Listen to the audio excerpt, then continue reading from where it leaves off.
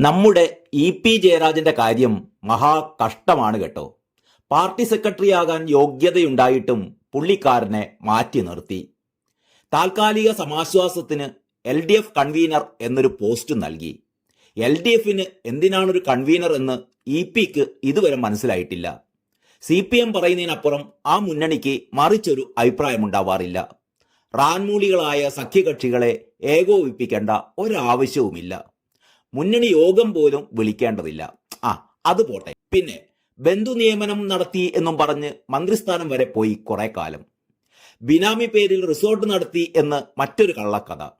ഇതിലൊക്കെ സത്യമുണ്ടോയെന്ന് ചോദിച്ചാൽ ഇല്ല എന്ന് പറയാനും പറ്റില്ല. പക്ഷേ ഇതിനേക്കാൾ അധമമായ കാര്യങ്ങൾ ചെയ്യുന്നവരൊക്കെ പാർട്ടിയിൽ ഞെളിഞ്ഞു നടക്കുന്നു.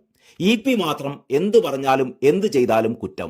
ഒക്കെ സഹിച്ചും ക്ഷമിച്ചും എത്ര കാലം എന്ന് വെച്ചാ ഇങ്ങനെ? എല്ലാറ്റിനുമില്ലേ ഒരു പരിധി. ഇപ്പോഴിതാ ഇ.പി. എല്ലാം തുറന്നു പറയുന്നു.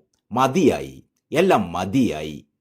പാർട്ടിയിൽ തനിക്കെതിരെ ചർച്ചകൾ നടന്നതിന് പിറകിലെ കാര്യങ്ങളെല്ലാം തനിക്കറിയാമെന്നും പാർട്ടിക്ക് ദോഷമാവും എന്നതിനാലാണ് ഒന്നും പറയാത്തതെന്നുമാണ് ഇ.പി. പറയുന്നത്. ഒരു പ്രാദേശിക ചാനലിന് നൽകിയ അഭിമുഖത്തിലാണ് ഇ.പി. കുറച്ചു സമയം അടക്കി വെച്ച തന്റെ വികാരങ്ങളെല്ലാം പുറത്തുവിട്ടത്. ഒട്ടനവധി കാര്യങ്ങൾ തനിക്കറിയാം.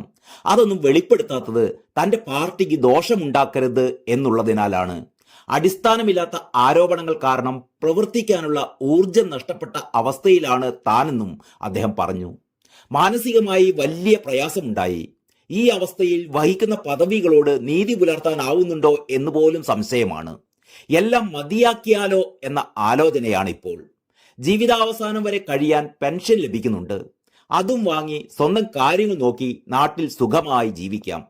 പഴയതുപോലെ ഊർജ്ജസ്വലമായി പോകാൻ കഴിയാത്ത അവസ്ഥയാണ്. സമൂഹത്തിൽ ഇടപെടുന്നില്ലെങ്കിൽ പിന്നെ ആക്ഷേപങ്ങൾ ഉയരുകയില്ലല്ലോ.